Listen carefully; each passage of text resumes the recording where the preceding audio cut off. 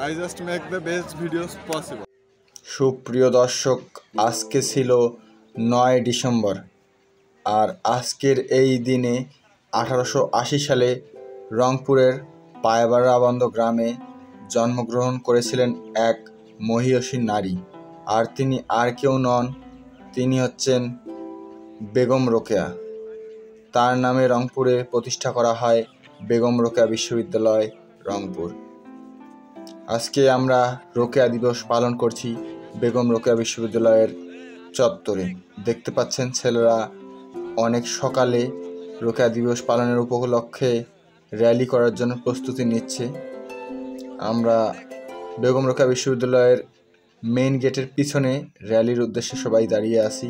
এখানে দেখতে পাচ্ছেন বেলুন উড়িয়ে অনুষ্ঠানের কর্মসূচি শুরু করা হলো।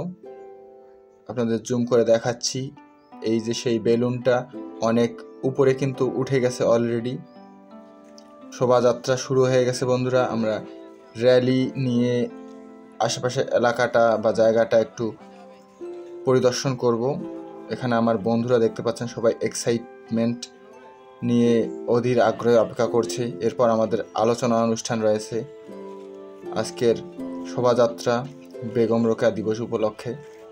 বেগম রোকেয়ার বিষয়ে আপনাদের বলে রাখি, তিনি নারী জাগরণের অগ্রদূত ছিলেন। তিনি 9 ডিসেম্বর 1880 সালে জন্মগ্রহণ করেন রংপুরের পায়রাবন্দ গ্রামে। তার বাবা জমিদার ছিলেন। তিনি মেয়েদের শিক্ষার ব্যাপারে অনেক কঠোর ভূমিকা পালন করেন। তিনি এক্স্যাক্টলি 9 ডিসেম্বর 1932 সালে মৃত্যুবরণ করেন। তার স্বামী সাখাওয়াত হোসেনের নাম অনুসারে তার পরবর্তীতে নামকরণ হয় বেগম রোকেয়া সাখাওয়াত হোসেন। তো বন্ধুরা, আমরা সবাই র্যালি করছি। এখানে দেখতে পাচ্ছেন অন্যান্য ছেলেমেয়েরা। আমরা মেন গেট দিয়ে ঢুকে আবু সাইদ গেটের দিয়ে আবার পুনরায় ইউনিভার্সিটিতে প্রবেশ করতেছি। রাস্তায় প্রচুর যানজট ছিল, আমরা সেগুলো উপেক্ষা করে আজকের যেই কর্মসূচি ছিল সেটা সফলভাবে পালন করেছি। দেখতে পাচ্ছেন শহীদ আবু সাইদ চত্বর। এই হচ্ছে আমাদের আবু সাইদ গেট। আপনারা জানেন আবু সাইদ একজন শহীদ। তিনি 5 জুলাই যে রেভলিউশন হয়েছিল সেই রেভলিউশনে মৃত্যুবরণ করেন। এরপর এখানে আমাদের অনুষ্ঠান হবে, পরবর্তী অনুষ্ঠান। I just wanna make the best videos possible.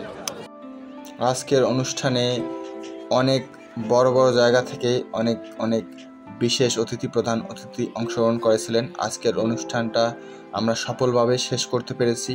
আপনাদেরকে আলোচনা সভা দেখালাম না, তবে যেটুকু দেখেছি এটুকুই যথেষ্ট। সকলকে ধন্যবাদ।